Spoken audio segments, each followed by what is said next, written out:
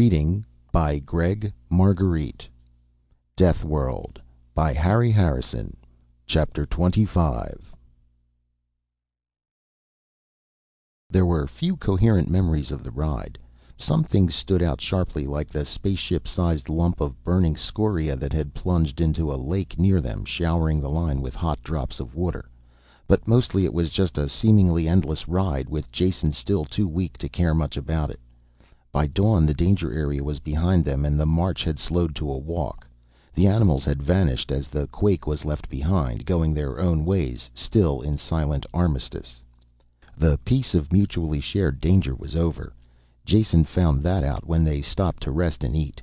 He and Rhys went to sit on the soft grass near a fallen tree. A wild dog had arrived there first. It lay under the log, muscles tensed, the ruddy morning light striking a red glint from its eyes. Rhys faced it not 3 meters away without moving a muscle. He made no attempt to reach one of his weapons or to call for help. Jason stood still as well, hoping the Pyrran knew what he was doing. With no warning at all, the dog sprang straight at them. Jason fell backwards as Rhys pushed him aside. The Pyrran dropped at the same time, only now his hand held a long knife, yanked from the sheath strapped to his thigh. With unseen speed the knife came up. The dog twisted in midair, trying to bite it. Instead it sank behind the dog's forelegs, the beast's own weight tearing a deadly gaping wound the length of its body. It was still alive when it hit the ground, but Rhys was astride it, pulling back the bony plated head to cut the soft throat underneath. The Pyrran carefully cleaned his knife on the dead animal's fur, then returned it to the sheath. "They're usually no trouble," he said quietly, but it was excited. Probably lost the rest of the pack in the quake. His actions were the direct opposite of the city Pyrrans. He had not looked for trouble nor started the fight. Instead he had avoided it as long as he could, but when the beast charged it had been neatly and efficiently dispatched. Now, instead of gloating over his victory, he seemed troubled by an unnecessary death. It made sense. Everything on Pyrrus made sense. Now he knew how the deadly planetary battle had started, and he knew how it could be ended. All the deaths had not been in vain. Each one had helped him along the road a little more towards the final destination.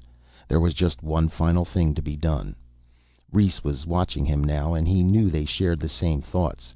"Explain yourself," Rhys said. What did you mean when you said we could wipe out the junkmen and get our freedom?" Jason didn't bother to correct the misquote. It was best they consider him 100% on their side.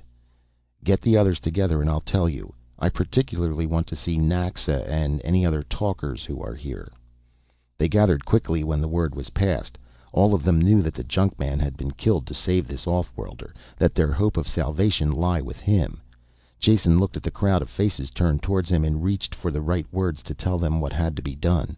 It didn't help to know that many of them would be killed doing it. "The small starship can't be used," he said. "You all saw that it was ruined beyond repair. But that was the easy way out. The hard way is still left. Though some of you may die in the long run, it will be the best solution. We're going to invade the city, break through the perimeter. I know how it can be done." A mutter of sound spread across the crowd. Some of them looked excited, happy with the thought of killing their hereditary enemies. Others stared at Jason as if he were mad. A few were dazed at the magnitude of the thought, this carrying of the battle to the stronghold of the heavily armed enemy. They quieted when Jason raised his hand. "I know, it sounds impossible," he said, "but let me explain.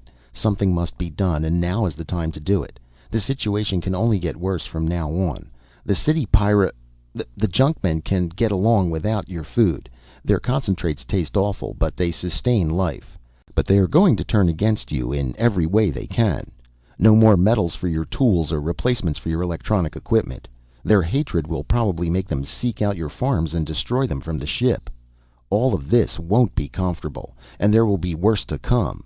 In the city, they are losing their war against this planet. Each year there are less of them, and someday they will all be dead. Knowing how they feel, I am sure they will destroy their ship first, and the entire planet as well, if that is possible." "How can we stop them?" someone called out. "By hitting now," Jason answered. "I know all the details of the city, and I know how the defenses are set up. Their perimeter is designed to protect them from animal life, but we could break through if we're really determined." "What good would that do?" Rhys snapped. "We crack the perimeter and they draw back, then counterattack in force. How can we stand against their weapons?" "We won't have to. Their spaceport touches the perimeter, and I know the exact spot where the ship stands. That is the place where we will break through. There is no formal guard on the ship and only a few people in the area. We will capture the ship. Whether we can fly it or not is unimportant. Who controls the ship controls Pyrrus. Once there, we threaten to destroy it if they don't meet our terms. They have the choice of mass suicide or cooperation. I hope they have the brains to cooperate."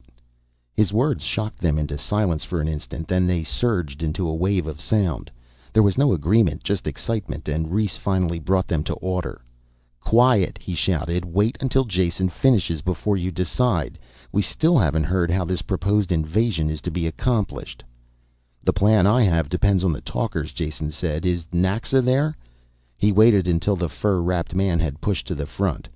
"I want to know more about the talkers, Naxa. I know you can speak to the Durhams and the dogs here, but what about the wild animals? Can you make them do what you want?" "They're animals. Course we can talk to them. The more talkers, the more power. Make 'em do just what we want."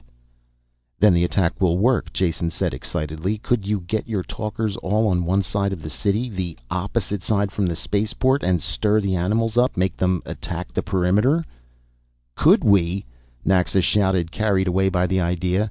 "We'd bring in animals from all over, start the biggest attack they ever saw." "Then that's it. Your talkers will launch the attack on the far side of the perimeter. If you keep out of sight, the guards will have no idea that it is anything more than an animal attack. I've seen how they work. As an attack mounts, they call for reserves inside the city and drain men away from the other parts of the perimeter. At the height of the battle, when they have all their forces committed across the city, I'll lead the attack that will break through and capture the ship. That's the plan, and it's going to work." Jason sat down then, half fell down, drained of strength. He lay and listened as the debate went back and forth, Rhys ordering it and keeping it going. Difficulties were raised and eliminated. No one could find a basic fault with the plan. There were plenty of flaws in it, things that might go wrong, but Jason didn't mention them. These people wanted his idea to work, and they were going to make it work. It finally broke up and they moved away. Rhys came over to Jason. "The basics are settled," he said. "All here are in agreement. They are spreading the word by messenger to all the talkers. The talkers are the heart of the attack, and the more we have, the better it will go off. We don't dare use the screens to call them. There is a good chance that the junkmen can intercept our messages. It will take 5 days before we are ready to go ahead." "I'll need all that time if I'm to be any good," Jason said. "Now, let's get some rest." End of Chapter 25 of Deathworld by Harry Harrison.